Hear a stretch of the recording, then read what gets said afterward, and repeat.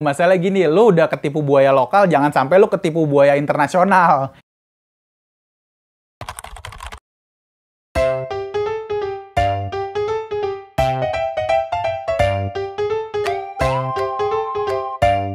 Woi, pada-pada. Nah, apa kabar nih? Gue udah lama banget nih nggak bikin konten tentang Malaysia-Malaysiaan. Emang jujur, akhir-akhir ini gue rada bingung mau angle apa lagi. Soalnya kayaknya udah semua gue omongin. Tapi gue tiba-tiba terbersit lah tentang ide 5 hal yang lu mesti perhatiin nih kalau kalian mau kuliah di Malaysia. Sebenarnya sih ini general. Bisa di-apply ke, ke semua negara lah. Intinya kalau kalian keluar negeri, kalian bisa lah meng-apply 5 hal ini gitu. Cuman karena gue kuliah di Malaysia, jadi gue bilangnya adalah 5 hal yang mesti kalian perhatiin saat kuliah di Malaysia. Oke, nomor 5. Yang paling penting adalah identitas diri. Identitas diri itu maksudnya gimana ya? Jadi, identitas diri kalian di luar negeri itu adalah paspor dan visa. Ya kartu pelajar oke lah, tapi paspor dan visa tuh nyawa kalian gitu. Jadi kalian jangan sampai kalau keluar jauh ketinggalan 2 hal itu. Atau bahkan paspor dan visa kalian rusak gitu. Bahkan di kasus ekstrim ada murid-murid yang lupa tentang perpanjang visa gitu. Jadi oke, pas pertama kali datang udah didaftarin agent, tuh visa udah nempel di paspor lu ya udah lu kuliah lah selama 2 tahun. Setelah 2 tahun lu nggak inget tuh buat perpanjang tuh visa. Nah itu bahaya. Jadi please banget kalian harus alert kapan visa kalian habis.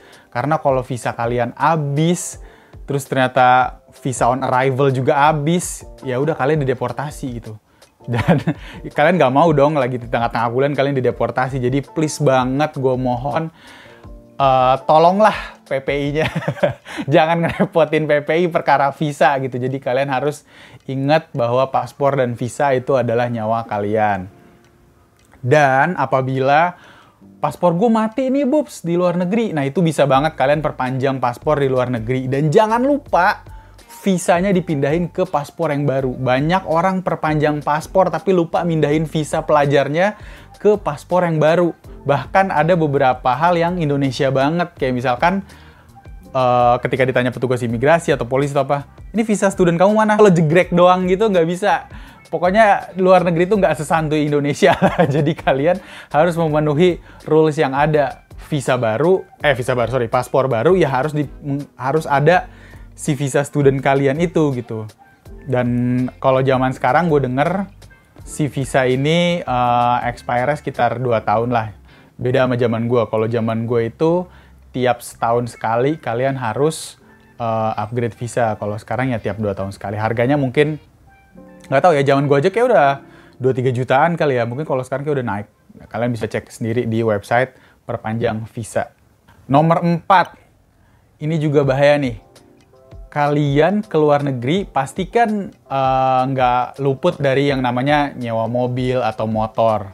Nah, kalau kalian udah menyewa kendaraan kayak gitu, kalian juga harus pelajarin hukum dan lalu lintas negara tersebut. Karena sering banget kejadian berita-berita Malaysia gitu, foreigner crash, foreigner apa-apa, ada masalah dengan foreigner tuh sering banget. Jadi kalian harus tahu peraturan-peraturan setempat gitu. Kayak misalkan contoh, kalau di Malaysia itu bukan nggak ada ya, kayak emang nggak ada sih. Gue selama nyetir di Malaysia gue nggak pernah ngeliat orang nyalip dari kiri. Jadi kalau di tol Jagorawi lumrah banget kanan kiri selebeu bodo amat gitu. Tapi kalau di Malaysia, selama gue di Malaysia sih gue jarang banget ngeliat orang, ya bahkan hampir gak pernah gitu ngeliat orang nyalip dari kiri. Jadi kalian make sure jangan ngelakuin itu di negara orang gitu ya. Jalur kiri buat jalur lamban, jalur kanan buat mendahului. Udah kalian nurut aja. Terus kedua, yang lurus selalu duluan. Apa sih maksudnya? Misal nih ada bukan pertigaan ya. Ini gang, ini jalan gede. Nah, kalau Indonesia kan kadang nggak ngeliat kanan kiri udah nyelonong aja gitu kan. Atau berharap yang ini bakal berhenti, ya lo jalan aja gitu. Nah, kalau di sini nggak. Orang bener-bener yang lurus itu duluan. Jadi ngebutnya tuh ngebut banget. Makanya sering banget kejadian orang Indonesia keluar gang kena sambar mobil. Itu tuh sering banget. Jadi kalian harus respect itu. Kalau kalian bukan yang dari jalan yang besar gitu, kalian dari yang jalan kecil, kalian tunggu sampai bener-bener sepi. Bob, tapi lama. Ya udah begitu, sabar. Jadi emang harus nunggu karena mereka nggak akan ngasih. Ingat ya, mereka nggak akan ngasih. Jadi lo emang harus nunggu sampai jalanan sepi baru lo keluar tuh dari jalanan kecil itu. Jadi please banget pahami hukum dan peraturan-peraturan setempat gitu. Kayak misalkan masalah nyebrang atau apa, kalian bisa lah pelajari tentang di Malaysia. Cuman kalau untuk lalu lintas, dua hal tersebut yang menurut gue paling sering menimbulkan kecelakaan. Sama paling ini sih, negara Malaysia itu sepi kalau malam. Kalau di Kuala Lumpur ya lain cerita lah, tapi kalau di provinsi gue, Kedah tuh malam sepi banget, nget. Jadi kalian hindari ngebut sih kalau menurut gue. Kayak karena emang bener-bener jalanannya gelap, kanan kiri kebun sawit. Jadi make sure kalian hati-hati. Oke, dan di Malaysia jarang ada jalanan yang berkelok-kelok. Kayak ya oke lah, Perak kelok-kelok lah, Perak kelok-kelok. Tapi kalau misalkan udah nyampe Kedah itu udah lurus aja terus. Jadi itu kadang bikin ngantuk juga tuh. Jadi kalian harus alert ya gitu. Oke, yang ketiga. Ketika kalian keluar negeri, negara manapun sih, kalian harus sadar betul bahwa kalian minoritas gitu ya. Jadi hal yang nomor 3 ini adalah mengenai opini masyarakat setempat terhadap negara lo. Jadi lo harus siap nih dengan komen-komenannya mereka gitu. Kenapa gue bilang kayak gini? Karena kan lo selama ini hidup ya di Indonesia, dengar perspektif orang Indonesia gitu.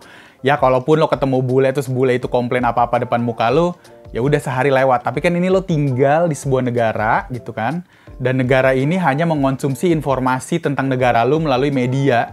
Jadi mungkin bakal ada opini-opini yang bikin lo nggak serak gitu. Tapi ya lo jangan marah.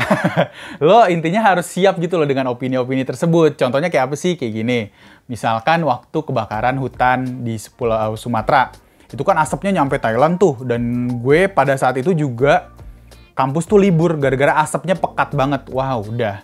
Itu gue di kampus ya bahan omongan kayak, aduh Indonesia bawa asap nih, kayak gitu-gitu. Jadi lu ya harus siap gitu karena jangan sampai lu panas, lu berantem, lu ngamuk, lu malah bikin rusuh di negara orang gitu. Jadi paling tips gue yang nomor 3, hal yang perlu lo perhatiin adalah siap terhadap opini masyarakat setempat terhadap negara lu gitu. Itu hanya sebuah contoh kecil lah. Banyak lah mereka komen-komen tentang Indonesia, tapi nggak perlu gue bahas.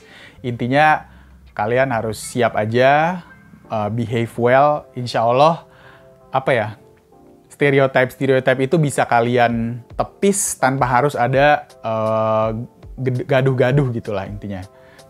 Oke, nomor 2. Ini penting banget. Apalagi buat kalian yang baru pertama kali keluar negeri. Mungkin kalau yang sering bolak-balik keluar negeri, ya tapi ini juga bisa terjadi sama kalian sih. Tips nomor 2 adalah alert. Alert apa sih? Maksudnya kayak kalian harus waspada. Waspada terhadap siapa? Terhadap orang-orang di sekitar kalian gitu. Karena kan sistemnya asrama, kita nggak pernah tahu orang tuh kayak apa gitu. Terutama kepada foreigner-foreigner lain. Mungkin kalau kayak Melayu ya sama lu 11-12 lah budayanya gitu, mirip-mirip. Tapi kalau misalkan foreigner non-Melayu kan memiliki culture yang berbeda dari lu gitu. Belum lagi lu masih dalam tahap overwhelm nih. Kayak lu lagi seneng-senengnya, lu lagi excitednya. Wah gila, gue keluar luar negeri. Man, ada temen-temen gue dari berbagai macam negara. Terus lu langsung ganti bio IG lu kayak proud of international student. Nah, lo mesti lo lagi di momen kayak gitu, itu biasanya rawan banget tuh kena tipu orang. Jadi bukan sekali 2 kali lah terjadi insiden-insiden antar foreign student gitu. Jadi kalian ya hati-hati aja lah. Kayak boleh deket mah boleh, cuman kalian harus pasang badan gitu, jaga. Kayak misalkan kalau misalkan dia udah mulai menjurus ke yang aneh-aneh gitu, kayak misalkan mau minjem duit atau apa kayak gitu. Nah, kalian harus alert lah di bagian situ. Terus juga mungkin buat kalian yang jomblo-jomblo gitu kan, ketemu foreigner yang baik, cantik, atau tampan, nah bisa-bisa kepincut tuh. Kayak gitu-gitu hati-hati juga tuh. Masalah gini, lo udah ketipu buaya lokal, jangan sampai lo ketipu buaya internasional ya. Jadi kalian harus alert lah, alert. Jadi pandai-pandai menjaga diri lah, apalagi ada beberapa negara yang menganggap Indonesia tuh bisa nih mah, cewek-cewek Indo mah bisaan mah bisa gitu. Jadi jangan sampai foreigner itu tuh menganggap stereotip itu bener gitu. Kalian harus bisa nepis lah bahwa enggak lah anjir, kita punya boundaries, kita harus apa namanya, yang namanya bergaul tuh ya sepantasnya aja lah gitu. Jadi ya itu tadi tips gue nomor berapa nih? Nomor 2 ya, nomor 2. Itu kalian harus alert lah sama sekitar atau foreigner gitu. Jadi jangan langsung percaya, jangan langsung apa namanya nurut apa apalagi kalau disuruh-suruh apa direpotin. Ya kalian harus berani pasang badan gitu. Jangan mentang-mentang oh badannya gede banget takut di gue. Jangan, kalian harus berani pasang badan gitu buat menjaga diri kalian sendiri. Oke? Ini yang terakhir dan menurut gue cukup krusial karena suka diremehin karena memang di Indonesia kita jarang melakukan ini. Apa sih Bu? Mencatat nomor-nomor penting. Kayak misalkan kalau lu kuliah di USA ya 911 gitu kan. Kalau di Indonesia 112 gitu. Nah, di Malaysia ya gue lupa sih nomornya berapa. Tapi kalian harus catat tuh nomor-nomor penting kayak nomor ambulans, nomor rumah sakit, nomor polisi. Bu, emang buat apaan? Emang kita mau ngapain? Aduh, percaya deh sama gue. Kalau lu kuliah di luar negeri tuh meski lo udah ngerasa kayak aman banget, lo udah kayak ngindarin tempat-tempat yang mungkin sketchy gitu, ada aja masalahnya. Jadi saran gue sih, lo simpen deh nomor-nomor yang kayak gitu. Karena mana tahu butuh gitu kan, apalagi kalau misalnya kalian lagi pengen traveling gitu. Gue pengen ke Pineng deh gitu kan, lo bawa mobil, soto bannya pecah atau apa segala macam. Lo tahu siapa yang harus lo telepon, kurang lebih kayak gitu. Dan biasanya di Malaysia itu di kampus ada yang namanya UK unit keselamatan kalau nggak salah. Nah, lu bisa kalau misalkan masalahnya terjadi di area kampus ya lu bisa nelpon UK. Tapi kalau misalkan di luar kampus, lu bisa apa namanya nelpon polisi setempat atau misalkan rumah sakit dan segala macem. Pokoknya kalian nggak perlu takut kayak bodong nggak ntar kita diambil nggak duitnya semua. Ya coba aja dulu gitu. Maksud gua kan yang namanya polisi Indonesia juga kan gak semua jahat, ada juga yang baik dan nolong lu. Dan ya kita juga harus percayalah kepada aparat di luar negeri secara lu tinggal di situ kan. Lu mau percaya siapa lagi kalau lu ada masalah, ibarat kata kayak gitu. Jadi please banget, meskipun di Indonesia lo jarang nelpon nomor-nomor penting, tapi kalau di luar negeri lu harus cari tahu nomor-nomor penting tersebut. Jadi kalau ada apa-apa lu bisa langsung nelpon mereka. Oke, segitu dulu gua rasa kayaknya ya. Cukup 5 hal yang lo mesti perhatiin kalau lo kuliah di luar negeri atau di Malaysia. Cuman kayak di title gue tetap akan bikin Malaysia karena memang orang juga udah taunya gue kuliah di situ gitu. Jadi gue nggak akan bikin judul yang general. Tapi 5 hal ini bisa lo apply kalau kalian di kuliah di mana aja sih. Semoga membantu. Kalau ada komen yang sekiranya kalian pengen, kalau ada pertanyaan yang sekiranya kalian pengen gue jawab, langsung aja komen. Nanti gue bikinin videonya. Oke? Thank you.